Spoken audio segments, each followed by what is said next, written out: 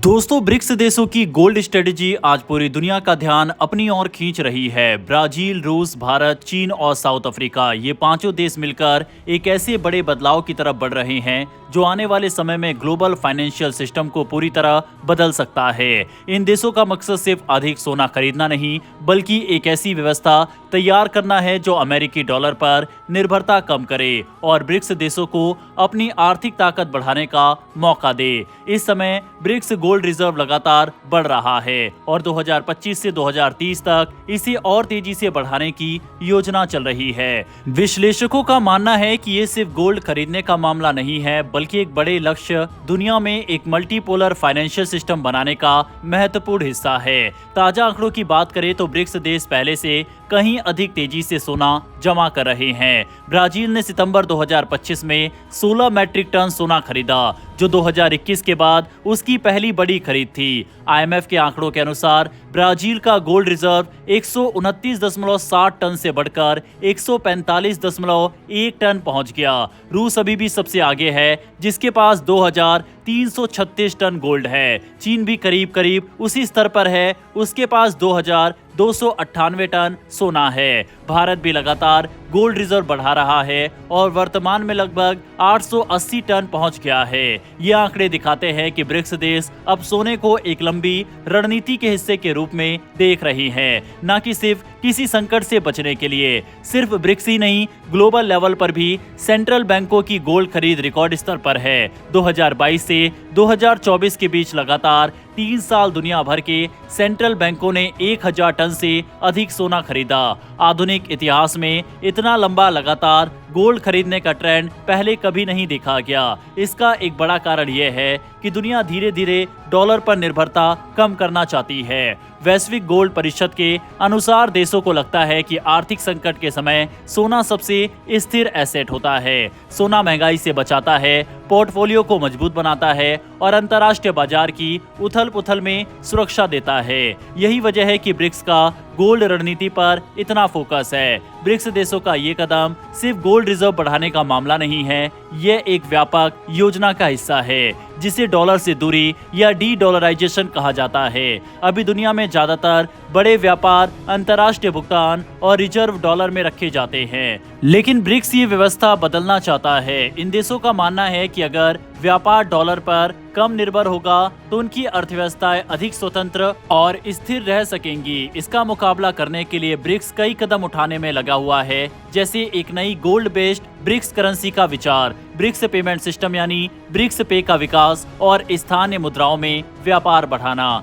इन सब का सीधा संबंध गोल्ड रिजर्व बढ़ाने से है, क्योंकि अगर कोई नई करेंसी आती है या अगर किसी क्षेत्रीय आर्थिक व्यवस्था की शुरुआत होती है तो उसके लिए मजबूत गोल्ड बैकअप की जरूरत होती है। ब्रिक्स गोल्ड करेंसी पर अभी खुलकर अंतिम फैसला नहीं हुआ है, लेकिन उसकी तैयारी जरूर दिखने लगी है। जैसे जैसे पांचों देश सोना जमा कर रहे हैं, वैसे वैसे अंदाजा लगाया जा रहा है कि भविष्य में वह एक ऐसी करेंसी लाएंगे जो डॉलर का विकल्प बनेगी। इस तरह की करेंसी अगर गोल्ड बेस्ड होती है तो दुनिया में उसकी विश्वसनीयता बढ़ जाएगी। यही वजह है कि कई आर्थिक विशेषज्ञों का मानना है कि ब्रिक्स सिर्फ आज की अर्थव्यवस्था के बारे में नहीं सोच रहा, बल्कि आने वाले 10 से 20 वर्षों में अपने लिए एक स्थिर और शक्तिशाली वैश्विक प्लेटफॉर्म तैयार कर रहा है। इसके साथ ही ब्रिक्स पे जैसी तकनीकें भी विकसित की जा रही है, जिससे भविष्य में देशों को डॉलर के बिना ही एक दूसरे से भुगतान करने की सुविधा मिल सके। यह खासकर उन देशों के लिए अहम है जिन्हें अमेरिकी प्रतिबंधों का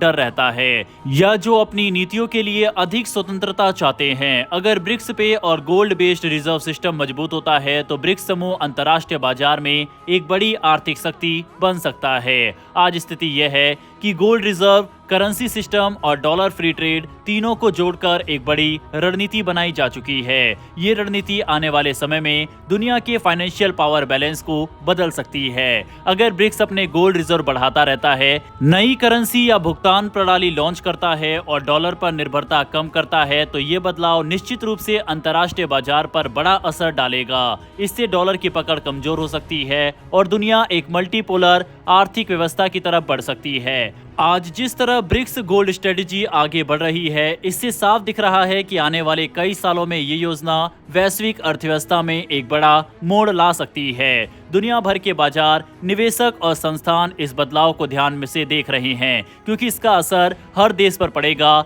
ब्रिक्स का ये कदम सिर्फ आर्थिक शक्ति बढ़ाने का नहीं बल्कि भविष्य की दिशा तय करने का है। दुनिया भर के बाजार, निवेशक और संस्थान इस बदलाव को ध्यान से देख रहे हैं क्योंकि इसका असर हर देश पर पड़ेगा।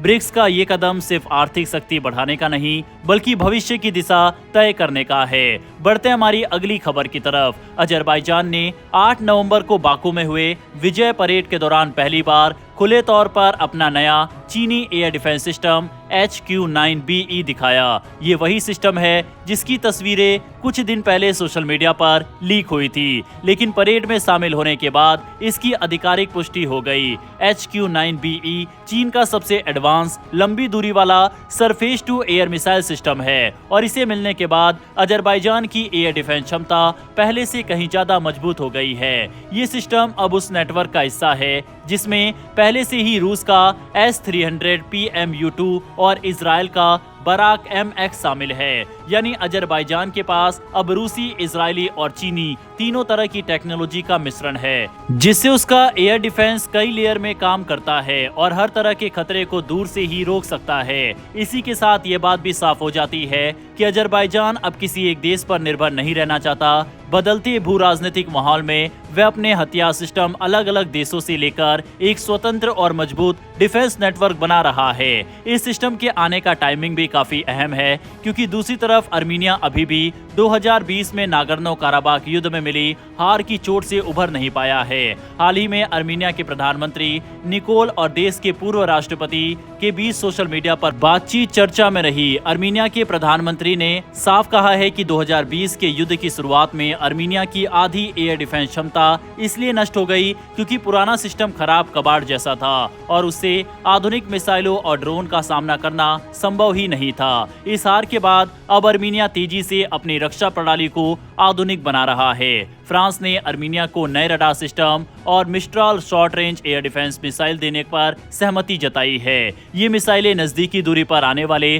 ड्रोन और मिसाइलों को रोकने के लिए बनाई गई है। इसके साथ ही भारत भी अर्मीनिया का एक बड़ा रणनीतिक साझेदार बनकर उभरा है। अर्मीनिया भारत के मध्यम दूरी वाले एयर डिफेंस सिस्टम आकाश S-1 को खरीदने वाला पहला विदेशी देश है। नवंबर 2024 में इस सिस्टम की पहली खेप अर्मीनिया पहुंच भी चुकी है। इससे दोनों देशों के बीच एक लंबे समय की डिफेंस साझेदारी की शुरुआत हो गई है। भारतीय मीडिया रिपोर्ट के अनुसार भारत और अर्मीनिया करीब $3.5 बिलियन के समझौते करने की तैयारी में है। इनमें अर्मीनिया की वर्तमान एयर डिफेंस इंफ्रास्ट्रक्चर को अपग्रेड करने के अलावा नए सिस्टम आकाश NG को खरीदने की संभावना भी शामिल है। आकाश NG आकाश 1S का एक उन्नत वर्जन है जिसकी रेंज लगभग 2 गुनी और ये तेज, अधिक सटीक और आधुनिक खतरों से मुकाबला करने के लिए बनाया गया है। अगर HQ-9BE और आकाश NG की तुलना देखें तो दोनों सिस्टम अलग अलग श्रेणी के लिए बनाए गए हैं।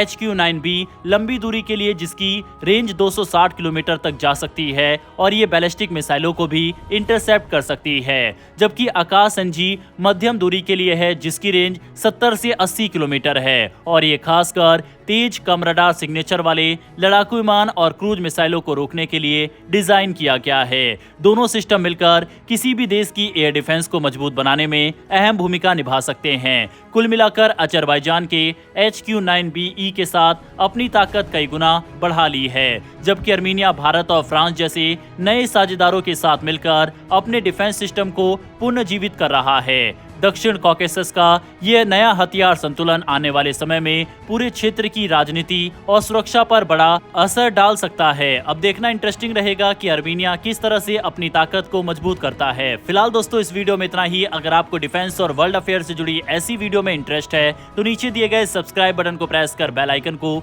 जरूर दबा लें। फिर मिलेंगे ऐसी एक नई वीडियो के साथ। धन्यवाद। जय हिंद, जय भारत।